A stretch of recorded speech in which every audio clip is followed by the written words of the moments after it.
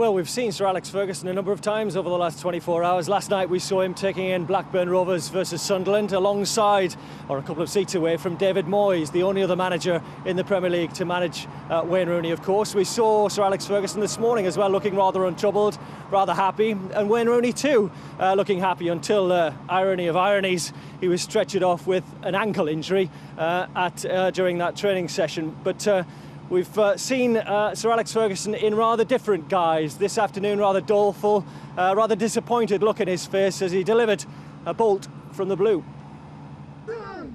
At morning training, Wayne Rooney seemed untroubled, but now we learn he and Sir Alex Ferguson have had the best part of 2 months to get used to a momentous decision. David Gill phoned me, he says, I'm on my way over. He says, I've got some bad news for you. That his agent intimated he wouldn't be signing a contract and he wanted away. And it was a shock. I couldn't believe it. I can't answer your question about, or any question about, why is he doing it. You can speculate, we can have opinions, it won't matter a dicky bird.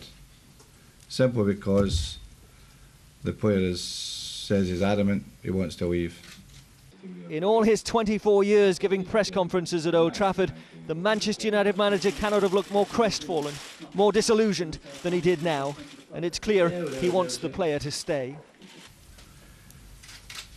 I feel that we still have to keep the door open for him, simply because he's such a good player. And we've done nothing but help him since he's come to this club. That's another mystery for us. I said the only one thing I want from you, Wayne, is to honour and respect the club's position and its traditions and behave like a proper professional. And we'll try and see it through. The Rooney hoarding at Old Trafford was coming down to be replaced by a Champions League banner, in fact, but its removal took on new significance once Ferguson had spoken. The offer for him to stay remains, and the manager clearly hopes by clarifying the situation now, something can be retrieved. At the moment, it looks like a fair old standoff, but Ferguson's left the door open and says, if you change your mind, come and see me. I don't think that Alex Ferguson's going to go begging anymore. He's made his plea, he said, I want you to stay, but I don't think he's going to get down on his hands and knees. Of course, the fear now among the Manchester United faithful is that Rooney swaps red for blue.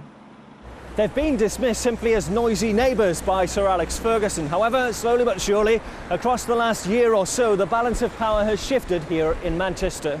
And the acquisition of Wayne Rooney, as unlikely as it seems, direct from Old Trafford, would certainly tip that balance in City's favour. Imagine how the blue half of the city would greet another welcome to Manchester hoarding in the style of Tevez, but this time featuring Wayne Rooney. Then think how that would go down at Old Trafford.